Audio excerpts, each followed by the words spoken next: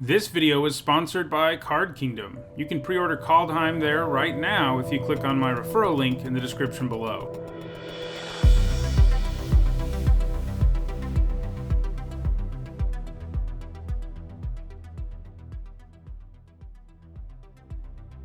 Hi everyone, I'm Hone, and today I'm continuing with my Kaldheim Limited set review. So far, I've given my thoughts on all the white, blue, and black cards in the set, and today I'm looking at red. In this video, I'll be evaluating all these red cards for how well I think they will perform in limited formats. That means draft and sealed.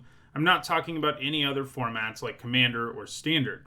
These are also my evaluations of cards before actually getting to play with them, so I will undoubtedly be wrong about some of these, though keep in mind about 90% of the time when I get a card wrong, it's because I underrate it and not overrate it. As I finish talking about each of these cards, I use a letter grade to sort of sum up how good I think the card will be. So if you're new to my set reviews and want to know what the letter grades mean, you can find an explanation in the description below. Alright, let's get to our first red card. First up, it's Arni Brokenbrow, which for 2 generic and a red is a 3/3 legendary human berserker at rare. It has haste and has boast, and you can pay 1 mana to change Arni Brokenbrow's power to 1 plus the greatest power among other creatures you control until end of turn. This is the first time we're seeing boast in this video, so I'll remind you what it does. It's an activated ability that some creatures have in this set that they can only activate once a turn and only if they've attacked. A 3-mana 3/3 with haste is good enough to be a C+, and the boast here is pretty nice. It's one of the cheaper ones in the set, so you don't have to go out of your way to activate it, and because Arni has haste, you will sometimes be able to play it and smash your opponent right away with an enlarged Arni. Now, if Arni is your biggest creature, the boast ability does absolutely nothing, but that's the fail case on what is already a pretty efficient card. I think Arni is a B. Next up, it's Axeguard Cavalry, which for 1 generic and a red is a 2/2 Dwarf Berserker at common, and it says target creature gains haste until end of turn, and you can tap it to do that. This is a nice 2-drop. Having a bear that can give haste to stuff is really nice. If the board is such that it can't attack itself, there's a good chance you can play a creature that has a nice attack on the board if you can make it attack right away, and that's what the Cavalry does in the mid to late game. These creatures who can give haste to other creatures always seem to overperform, and I think this looks like a nice common for red, giving it a C+. Next up, it's Basalt Ravager, which for 3 generic and a red is a 4/2 giant wizard at uncommon, and when it enters the battlefield, it does X damage to any target, where X is the greatest number of creatures you control that have a creature type in common. This seems quite good to me. It's a 4-mana 4/2 that does 1 to something when it comes into play, even if it's all alone, and doing 2 with it isn't far-fetched at all. 3 or more might not be that common, but it will happen too. It's great that it can also hit players, as that is not something we always see on these red creatures with an enter the battlefield ability that damages something. I also love that it has high power, which means it can block and kill a whole lot of things, getting you that much needed 2-for-1, and it can also attack pretty hard too. Typically, this will come down and add to your board while subtracting something from your opponents, and that type of creature is really, really good. I'll be first picking this sometimes and taking it pretty early in general, giving it a B-. Next up, it's Birgi, God of Storytelling, which for 2 generic and a red is a 3/3 legendary god at rare, and whenever you cast a spell, you add 1 red mana. Until end of turn, you don't lose this mana as steps and phases end, and creatures you control can boast twice during each of your turns rather than once. It's a double-face modal card like all of the gods in this set, and that means it has 2 separate sides, not because it can transform, but because you have 2 options as to what you can cast this card as. One side you have Birgi, God of Storytelling. The other side you have Harnfell, Horn of Bounty, which for 4 generic and a red is a rare artifact, legendary artifact, and it says discard a card, exile the top 2 cards of your library. You may play those cards this turn. Like most of the gods, I like both sides here. On one side, you get an efficient creature that will pay you back some mana. That is also a pretty nice boast payoff. Taking away the once a turn part of boasting is pretty nice. And obviously, the mana it helps you save can go towards boasting. I imagine you'll often play that side if it's earlier in the game and you're trying to kill your opponent quickly. The extra mana might help you double spell and things like that, but it does get weaker as the game goes on in some cases because you just won't be casting extra cards to give you more mana for your boast effects. Still, Birgi is obviously really good. You also have the Harnfell side, which is a bit expensive at 5 mana, especially because it doesn't do anything to the board state immediately, but if a game goes long, it's going to get silly. Pitching lands and getting to play the top 2 cards of your library every turn will quickly get you to the point where you are overwhelming your opponent. That card advantage is no joke. With these powerful options combined, I think Birgi gets close to being a bomb, but I think she's just a B+, which, just means you take her over almost everything in this set. Next up, it's Breakneck Berserker, which for 2 generic and a red is a 3/2 Dwarf Berserker at common, and it has haste. 3 mana 3/2s with haste are just fine in aggressive decks. It also has a couple creature types that might come up, so that's nice. This is kind of a trademark C. It'll make the cut more often than it won't, but you're never going to be either happy or sad about it in your deck. Next up, it's Calamity Bearer, which for 2 generic and 2 red is a 3/4 giant berserker at rare, and if a giant source you control would deal damage to a permanent or player, it deals double that damage to that permanent or player instead. So on its own, Calamity Bearer is effectively a 4 mana 6/4 since it doubles its own damage too. That means it hits pretty hard and can trade for just about anything, and is really a pretty good deal for 4 mana, even if you have no more giants.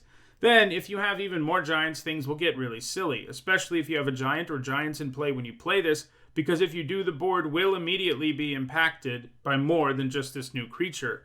It isn't super impressive on its own, but the reasonable fail case does mean you can play it in any red deck, and it has some considerable upside if you end up in giants. I think you can first pick this easily. It has a reasonable floor and very big upside. I'm giving it a B.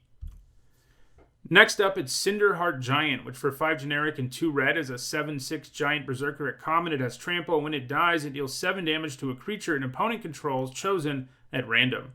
So this is a big old giant with trample. Something that normally wouldn't be super good, but its death trigger is pretty interesting.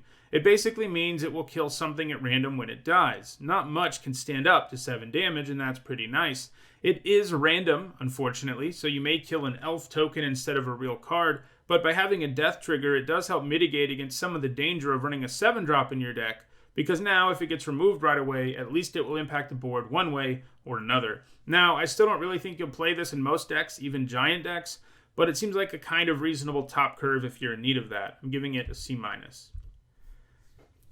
Next up, it's Craven Hulk, which for 3 generic and a red is a 4/4 giant coward at common, and it can't block alone. This coward may not be good at blocking, but a 4 mana 4/4 is a good enough deal in limited that I'm okay with that. Those stats are often good enough for a vanilla creature to be a C+, and I think taking blocking normally away from this is annoying, but it does also have the giant creature type, which gets you back some of that value. I think it's a C. Next up, it's Crush the Weak, which for 2 generic and a red is an uncommon sorcery, and it deals 2 damage to each creature. If a creature dealt damage this way would die this turn, exile it instead, and it has Foretell for 1 red mana. This is the first time we're seeing Foretell in this particular video, so I'll remind you that with Foretell you can pay 2 mana to exile a card with Foretell from your hand, and then on a later turn you can pay its Foretell cost to cast it. These types of cards always feel sort of awkward to me. That's because you will far too frequently have a board state where it doesn't help you at all, either because your opponent's board is too big, or because your board is too small, or because you'd rather have a creature to add to the board than cast this.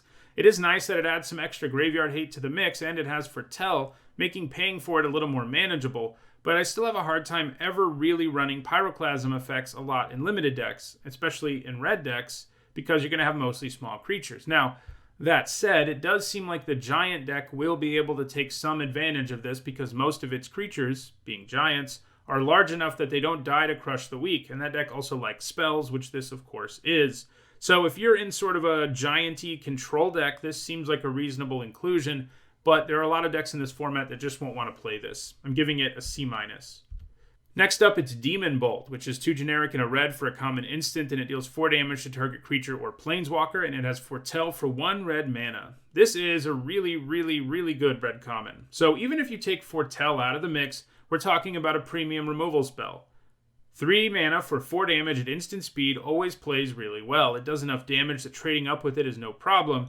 Adding Foretell to the mix does matter, as you can use it to really maximize the efficiency of your mana. Like if you want to play a creature on a turn rather than play this, but you have 2 extra mana lying around, so you Foretell it, and only have to pay 1 red for it the turn you cast it. So yeah, that upside is very real. This is probably red's best common. I'm giving it a B. Next up, it's Doomscar Titan, which for 4 generic and 2 red is a 4/4 giant berserker at uncommon, and when it enters the battlefield, creatures you control get +1/+0 and gain haste until end of turn, and it has Foretell for 4 generic and a red. I like this guy. He might cost 6 mana, but he's going to add a whole lot of damage to the board often enough that he's well worth it. And if you Foretell him on an earlier turn where you have mana around to do it, he'll come down a turn earlier. Now, the downside here is that on his own he can't do a ton, but keep in mind his ability affects him too. He becomes a 5/4 with haste, and that isn't the worst fail case ever, and how often will your board be empty anyway? He does need you to be really going at least somewhat wide to do his best work, but he will have an impact even if you just have a couple of creatures. I think you can take this with a first pick in some weaker packs, giving it a B-. Next up, it's Dragon Kin Berserker, which for 1 generic and a red is a 2/2 human berserker at rare. It has first strike. It says boast abilities you activate cost 1 less to activate for each dragon you control, and he has a boast ability where you pay 4 generic and a red to create a 5/5 red dragon creature token with flying.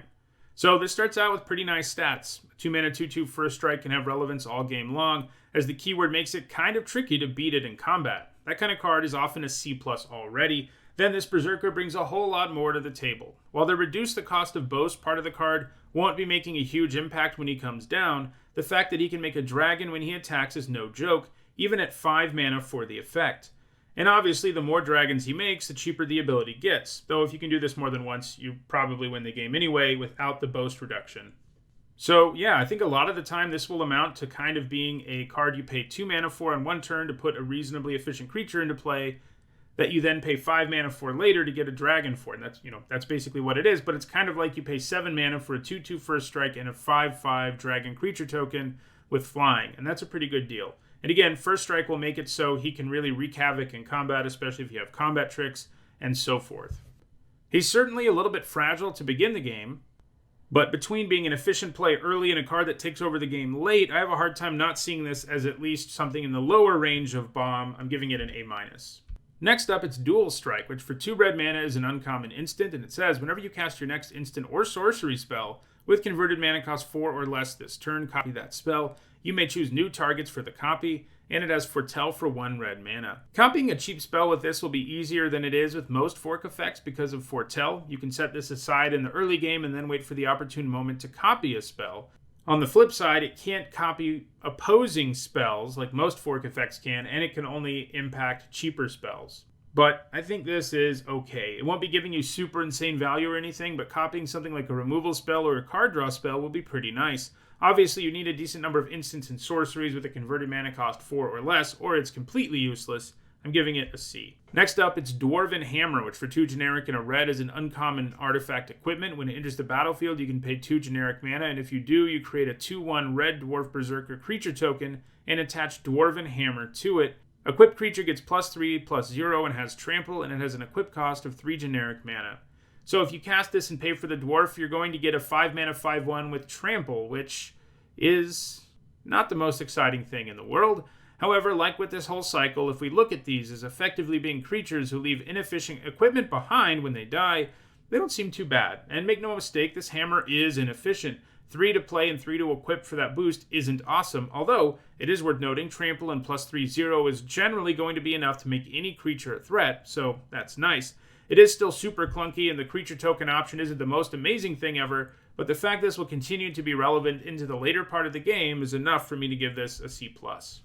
Next up, it's Dwarf Reinforcements, which for 3 generic and a red is a common sorcery, and it says create 2 2/1 red Dwarf Berserker creature tokens, and it has Foretell for 1 generic and a red. So normally, when you pay 4 mana for a couple of tokens, you kind of expect a couple of 2/2s, maybe with Vigilance. We see that card pretty often in white, and that isn't quite what you get here. However, Foretell does mean you can pay for this in 2 separate installments, which does help overcome that downside. This seems fine to me. I'm giving it a C. Next, it's Fearless Liberator, which for 1 generic and a red is a 2/1 Dwarf Berserker at uncommon, and it has a boast ability. You can pay 2 generic and a red to create a 2/1 red Dwarf Berserker creature token. I like that this creature populates the board with its boast ability. Now, it doesn't do it efficiently, and frequently this 2/1 is going to die when it attacks, but having the option when it attacks to make a token is not a bad thing. Also, like with all these boast creatures, anything you can do to help it survive in combat or maybe give it evasion is going to be nice. I think this is a C+. Left unchecked, this can be a real problem. Next up, it's Fearless Pup, which for 1 red mana is a 1/1 wolf at common. It's got first strike, and it has a boast ability, and it can pay 2 generic and a red to get +2/+0 until end of turn. A 1 mana 1/1 first strike is not that impressive. Those are just stats that quickly become irrelevant. And in some games, it will feel like you should have just played a 4-drop in your deck that is more impactful than this 1-drop is. Adding boast to the mix does matter, and often just the threat of activating this will mean that your opponent just takes hits from this thing. The boast here is kind of steep, but I guess if it was much cheaper, it would get kind of silly. As is, I think this is probably a solid playable, giving it a C. Next up, it's Frenzied Raider, which for 1 generic and a red is a 2/2 Demon Berserker at uncommon, and whenever you activate a boast ability, you put a +1/+1 counter on Frenzied Raider. This seems like a powerful payoff for boasting and will give you another bonus to get while you're attacking that could further complicate combat for your opponent. One problem I can see in general with boast, though, is oftentimes you won't have the mana to do it more than once, and even if you do have the mana, I still feel like it will be better to just add to the board in most cases, and most boast cards don't do that. That isn't necessarily bad. Boast probably will end up being the late game plan for aggro decks in most cases, as it gives them places to spend their mana, but it does make me a bit hesitant about this card because I don't imagine it will grow a ton in the early going. For now, I think it's a C+. Next up, it's Frostbite, which for 1 red mana is a snow instant at common, and it deals 2 damage to target creature or planeswalker, and if you control 3 or more snow permanents, it deals 3 damage instead. So at the base level, this is a shock that can hit players. 2 damage for 1 mana is pretty nice, as it is very likely to allow you to trade up, and because it's an instant, you can occasionally get some pretty amazing blowouts for a very low cost. Then it's a snow spell that's a snow payoff, and if you have enough snow going on and this does 3 damage, you're really in business. And I don't think getting 3 or more snow permanents like in the late game is going to be far-fetched at all. All in all, this is a premium removal spell. I'm giving it a B-. You can take it early. Next, it's Goldspan Dragon, which for 3 generic and 2 red is a dragon at Mythic Rare. It has flying and haste, and when it attacks or becomes a target of a spell, you create a treasure token, and it says treasures you control have tap, sacrifice this artifact, add 2 mana of any one color. So a 5 mana 4/4 flying and haste is probably a B, and this has way more going on. First, it makes you treasure, which are good for fixing, of course, and second, it upgrades all of your treasure to add 2 mana, and that can come in handy. The fact it has haste and makes treasure when it's targeted also means that your investment will almost always net you at least some damage and treasure, even if the dragon does die quickly. Now, there will be times in the late game where the treasure doesn't really matter, and we do have to keep that in mind. But I do think this set will be able to benefit more than normal from a bunch of treasure that produce more mana because of both Boast and Foretell being in this set. And I think between its aggressive stats and its ability to give you a bunch of extra mana, this is a bomb. I'm giving it an A-. Next, it's Haggy Mob, which for 4 generic and a red is a 5/4 Troll Berserker at common, and it has Boast for 1 generic and a red, and it deals 1 damage to any target. This seems fine. A 5 mana 5/4 isn't great, but it isn't abysmal, and its boast ability is fine. Doing 1 damage to a creature is the ideal scenario, but if you can use it to make blocking harder for your opponent or to ping your opponent because they are close to dead, that works too. It isn't super efficient at any of the stuff it does, and it isn't very exciting, but it seems like an alright top curve card for red decks. I'm giving it a C. Next up, it's Immersturm Raider, which for 1 generic and a red is a 2/1 Demon Berserker at common, and when it enters the battlefield, you may discard a card. If you do, draw a card. We see cards like this a lot. I mean, Fisher Wizard and Zendikar Rising is basically the same card. It's a solid card, gives you some card selection, which can even make it matter in the late game, and all of that makes it so that it can overcome the downside of its mediocre stats to be a solid playable, giving it a C. Next up, it's Magda, Brazen Outlaw, which for 1 generic and a red is a 2/1 Legendary Dwarf Berserker at rare. Other dwarves you control get +1/+0, and whenever a dwarf you control becomes tapped, create a treasure token. Then you can sacrifice 5 treasures and search your library for an artifact or dragon card, put that card onto the battlefield, and then shuffle your library. So on her own, Magda is a 2 mana 2/1 that basically reads, when Magda is tapped, create a treasure. That would be a playable card in Limited already, as the fixing that it provides is no joke, and it's kind of like she's giving back one of the mana you spent on her. But also, pumping dwarf power and creating treasures for every tapped dwarf is a big deal. That's a ton of mana, or you can hold on to it to use your treasure-activated ability, which lets you cheat a dragon or artifact into play. Now, you're probably not going to get there that often in Limited, but it also won't surprise me to see it happen on occasion. It just isn't something that will occur with regularity. Again, like when we talked about the dragon, treasure in this set's going to be a little better than it is in most sets because of all the boast abilities. Overall, she seems like a really good first pick. I'm giving her a B. Next up, it's Open the Omen Paths, which for 2 generic and a red is a common instant, and it says choose one, add 2 mana of any one color and 2 mana of any other color. Spend that mana only to cast creature or enchantment spells, and the other option is creatures you control get +1/+0 until end of turn. They're being pretty bold in this set about the color pie. This is red fixing, which they have tried to make feel red by having it be a ritual effect, but it still seems kind of weird to me. Treasure is red fixing I can get behind. This seems a little weirder, but of course none of that impacts how good it is in Limited, so let's get to that. I think you basically only end up playing this in a deck that's interested in some fixing as well as going wide, since the second option on Omen Pass will sometimes be useful as a mass pump spell. This type of ramp fix in Limited isn't as good as it is in Constructed most of the time, because you have to realize you are more or less 2-for-1ing yourself for the fixing. You played a card that does nothing but add mana so you could cast another card, and that is not always the right choice. I think red decks have enough access to treasure in this format that I'm not going to be interested in this very often. I'm giving it a D. Next up, it's Provoke the Trolls, which for 3 generic mana and 1 red mana is an uncommon instant. It deals 3 damage to any target, and if a creature is dealt damage this way, it gets +5/+0 until end of turn.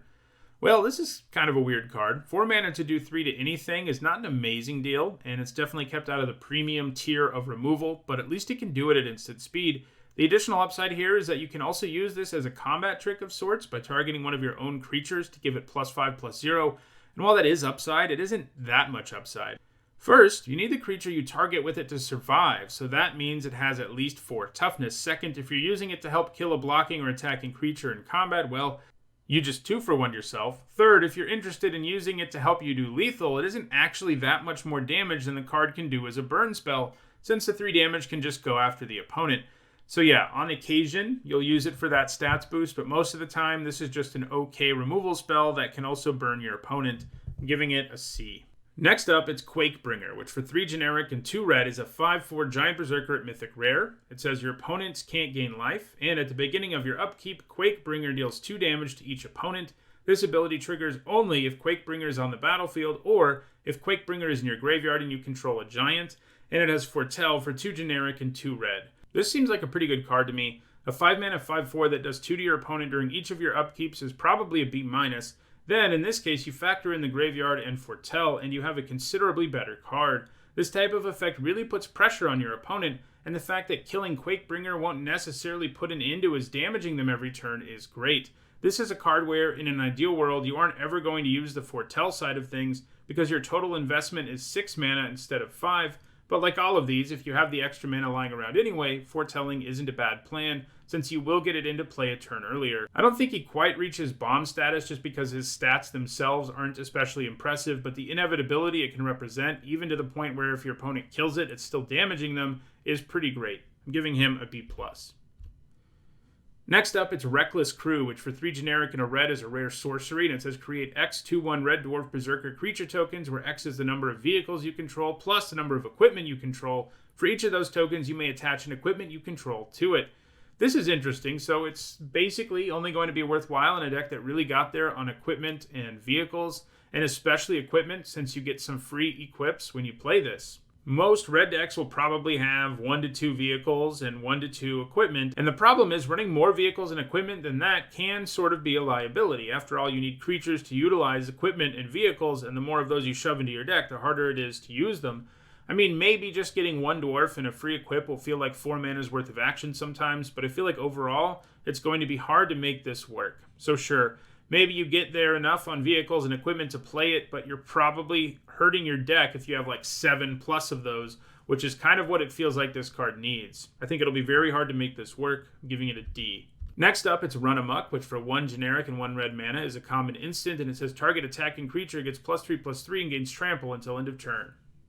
This is a card we've seen several times, and it's pretty decent. +3/+3 and trample for 2 mana is reasonably efficient, and adding trample to the mix means you'll usually get some damage out of it, in addition to the fact that it will help most creatures win combat. Now, it does have a downside, and, well, it has a few downsides. One of them is that you can't use it defensively like you can some tricks, and granted, most tricks you should be using aggressively, but they do have some minor upside where you can use it to save your creature from removal, or use it if you're blocking, and Run Amok just can't do that. You have to be attacking or it does nothing. And like all tricks, it has some very real downside. Any type of interaction and response and you get blown out, but as long as you're careful with this, it can be pretty nice. But the fact that you need to be careful with it in the first place means it's super situational, which it also is because it can only target attacking creatures. I think it's a reasonable inclusion in most red aggressive decks in this format, but it's also something you'll cut a decent chunk of the time, giving it a C-. Next up, it's Rune of Speed, which for 1 generic and a red is an uncommon aura rune with enchant permanent. When it enters the battlefield, you draw a card. As long as enchanted permanent is a creature, it gets +1/+0 and has haste. And as long as enchanted permanent is an equipment, it has equipped creature, gets +1/+0 and has haste. Like I've been saying all week, these auras are solid playables thanks to the fact that they replace themselves by drawing you a card, taking away the biggest downside of auras, the possibility of getting blown out by a 2-for-1. This is cheap enough that putting it on a new creature that can take advantage of haste is a real possibility, though sometimes you may have to settle for only getting an advantage out of the +1/+0 part, but this replaces itself, so it's solid. I'm giving it a C. Next up, it's Seize the Spoils, which for 2 generic and a red is a common sorcery, and it says, as an additional cost to cast this spell, discard a card, draw 2 cards, and create a treasure token. So this is a more expensive Tormenting Voice that also makes a treasure, in a way that treasure makes this sort of only cost 2, since you do get that mana back, and I do think making treasure means that you're going to play this more than you might Tormenting Voice because of the fixing, but I still think you'll cut this more than you'll play it, just like Tormenting Voice. There are more playable cards that can make treasure in this set, and this isn't something you need to play. It just doesn't do a whole lot. It isn't giving you great value at all, just some card selection, giving this a D+. Next up, it's Shackles of Treachery, which for 2 generic and a red is a common sorcery, and it says gain control of target creature until end of turn, untap that creature, until end of turn it gains haste, and whenever this creature deals damage, destroy target equipment attached to it.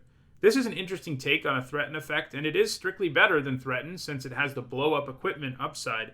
The main problem with this type of effect is that it is very underwhelming unless it is allowing you to do lethal or sets you up for lethal the next turn. This is because stealing something for a turn is obviously very temporary, and sure, it gets a blocker out of the way and gives you an additional attacker, which is nice in some situations, but it can also be a dead or useless card where you just steal your opponent's creature and attack them with everything, and the board state is such that they can just take everything and then get their creature back on the next turn. Adding the equipment upside matters because that means you can actually manage to trade 1-for-1 with this if you steal an equipped creature. Even though this set has a decent amount of equipment, I don't quite think it has enough for this to be main boardable. You probably need sacrifice outlets for this to be worth it, which is always true of cards like this. The downside, there's not a ton of sacrifice stuff going on in this set, though there is some. I'm giving it a D+. Next up, it's Smashing Success, which for 3 generic and a red is a common instant. It says destroy target artifact or land. If an artifact is destroyed this way, create a treasure token. Land destruction spells are almost never worth it in limited. This is because they often have a negligible effect on the game. If you get it late, it basically does nothing. If you get it early, it might do something, but even then, there's about a 50% chance that your opponent still won't be bothered by it. And yeah, this one is an instant and can hit artifacts and makes a treasure when it destroys artifacts, and that does make it better, but really, all that does is make it a D- instead of an F. Even out of your sideboard, this is woefully inefficient, and yes, this set has a cycle of utility lands that it can blow up, still not worth it though. Next up, it's Squash, which for 4 generic and a red is a common instant, and it costs 3 less to cast if you control a giant, and it deals 6 damage to target creature or planeswalker. This is a really powerful removal spell if you're in a giant deck. 1 in a red for 6 damage at instant speed is pretty incredibly efficient. And granted, most giants cost a significant amount of mana, so you're not going to be able to reduce the cost of this until the mid to late game, so the fact that it's cheaper won't be quite as impactful as it normally would, but keep in mind this does count changelings, and that could matter. What's nice too is 5 mana for 6 damage at instant speed isn't completely horrendous either. It isn't great, mind you, but I think I would give that a C or a C+, and that's what this is at a base level. And the good news is most red decks will have at least a few giants without even trying to take them, and the even better news is giants are a well-supported tribe in this set, and in those decks, it's not going to be hard to cast this for cheap. I think this has a reasonable enough floor and a high enough ceiling that I'm going to take this with a first pick pretty often. I think it's premium removal, I'm giving it a B. Next up, it's Tybalt's Trickery, which for 1 generic and a red is a rare instant. It says counter target spell, choose 1, 2, or 3 at random. Its controller mills that many cards and exiles cards from the top of their library until they exile a non-land card with a different name than that spell. They may cast that card without paying its mana cost. Then they put the exiled cards on the bottom of their library in a random order. This has a cool design. I've been talking a little bit about some interesting color pie things that are going on in this set, and for most of them I've had a hard time understanding how they aren't changing the color pie to make them work. But this is one that I think makes perfect sense for red. Red can definitely have a counterspell that has all this randomness attached to it. Now, that certainly doesn't make Tybalt's Treachery good, and I don't even really think it's playable in limited, since at best, you are downgrading a spell for your opponent, but you have no control really over what happens, so you may just be upgrading a spell, and the same thing goes for if you decide to target yourself with it. You have no way of knowing what's going to happen. You 2-for-1 yourself. What are you going to get out of it? Who knows? And, that's not really going to be worth it. I think this is an F. Next up, it's Toralf, God of Fury, who for 2 generic and 2 red is a 5/4 legendary god at Mythic Rare. He has Trample, and whenever a creature or planeswalker an opponent controls is dealt excess non-combat damage, Toralf deals damage equal to the excess to any target other than that permanent. The other side is Toralf's Hammer, which for 1 generic and a red is a legendary artifact equipment at Mythic Rare, and it says equipped creature has 1 generic and a red, tap, unattach Toralf's Hammer, so that's a cost, and what you get for that cost is it deals 3 damage to any target. Return Toralf's Hammer to its owner's hand. And equipped creature gets +3/+0 as long as it's legendary, and it has an equip cost of 1 generic mana and 1 red mana. Unsurprisingly, this god is really, really good. So let's start with that god side. Toralf is a 4 mana 5/4 with Trample that will make all of your burn spells way more potent as you can spread around the damage from your spells. While it doesn't quite make all your spells feel like Arc Lightning or Pyrotechnics, it gets pretty close. And if you're in red, it's a safe bet to think that you will have at least 2 or 3 ways of doing non-combat damage to stuff. So, if Toralf was always a Toralf side, I think he would be at least a B. Then let's look at his hammer. This is also quite good as it gives you a repeatable source to do 3 damage to things. And sure, it won't give any other benefit to most creatures, but I don't think it matters. Basically, it's a really nice card that has the kind of relevant upside of also pumping the power of legendary creatures it gets equipped to. And obviously enough, the ability to return to your hand not only enables you to keep on playing it and re-equipping it, which in the late game might be a lot of fun, but yeah, it isn't only good for that reason, but also because if you need it to turn into a creature, you can return it to your hand and cast the other side. If it was just the hammer part, I think it would probably be like a B+. And I think the overall flexibility this gives you by having both sides of the card is enough to push this into bomb territory. Throwing the hammer at people over and over or running them over with a super efficient god that can spread burn damage around sounds pretty good to me. I'm giving it an A-. Next up, it's Tormentor's Helm, which for 1 red mana is a common equipment. Equipped creature gets +1/+1, and when the equipped creature becomes blocked, it deals 1 damage to the defending player, and it has equip for 1 generic mana. 1 mana to play and 1 to equip that grants +1/+1 is borderline playable anyway. At least a D+, it's a kind of okay stats boost, especially in sets that have some equipment synergies, and this set does. Adding the additional ability to the mix matters too, because it basically means chump blocking, whatever is wearing this, will still result in some damage. Now, it isn't a crazy strong equipment or anything, but it's the kind you'll be running in aggro decks that are interested in equipment. I'm giving this a C-. Next up, it's Tundra Fumarole, which for 1 generic and 2 red is a rare snow sorcery, and it deals 4 damage to target creature or planeswalker, and you add colorless mana for each snow mana spent to cast this spell. Until end of turn, you don't lose this mana as steps and phases end. 3 mana to do 4 to a creature or planeswalker is efficient enough to be premium removal, and this comes with some not insignificant snow upside. You'll be able to kill most things with this, and mostly things that cost more mana than this too. Getting some of the mana back you spend on it is pretty nice, though it won't always matter. Sometimes there's just not something to do with it, but because this card is good without that, it's just some nice upside to add to an already premium removal spell. This is first pickable. I'm giving it a B. Next, it's Tuskiri Firewalker, which for 2 generic and a red is a 3/2 human berserker at common. It has boast, and you can pay 1 generic mana to exile the top card of your library, and you may play that card this turn. This is a nice red common. A 3 mana 3/2 isn't awesome, but its boast effect is nice. You really need to only be able to play something off of it once to feel good about the situation, since at that point, you're probably getting a 2-for-1. It even lets you play lands if you exile one of them. The downside with this type of effect is often that you are unable to cast the spell you exile, and that'll happen, but I think it'll work out often enough that this seems pretty nice to me. Also, note that you can play the card, which means if you hit a land with it, you can play the land. Even if you just attack with it and it dies in combat, if you get a card, you're doing fine. I think this is a nice red common. I'm giving it a C+. And our last red card is Vault Robber, which for 1 generic and a red is a 1/3 dwarf rogue at common, and you can pay 1 generic and tap it to exile a creature card from your graveyard and create a treasure token. This seems fine. It can help you ramp and fix, and that's the kind of thing red decks will not mind having at common. While it may take a while before it makes your first treasure, at least it's a 2 mana 1/3, so it can at least be sort of okay before it gets to that point. This will be a solid card. I'm giving it a C. Well, those are all the red cards in Kaldheim. Tomorrow I'll be back to look at green. Keep in mind, if you want to buy any of the cards in this video, I have good news. You can pre-order Kaldheim at Card Kingdom. If you use my referral link in the description, you'll be taken right to their store. If you enjoyed this video, don't forget to like it and share it, as that makes it more likely other people will enjoy it too. If you want to stay up to date as my set review continues, don't forget to subscribe and turn on notifications. And if you need to catch up on the earlier videos in this review, you should see the playlist on your screen now. Thanks for watching.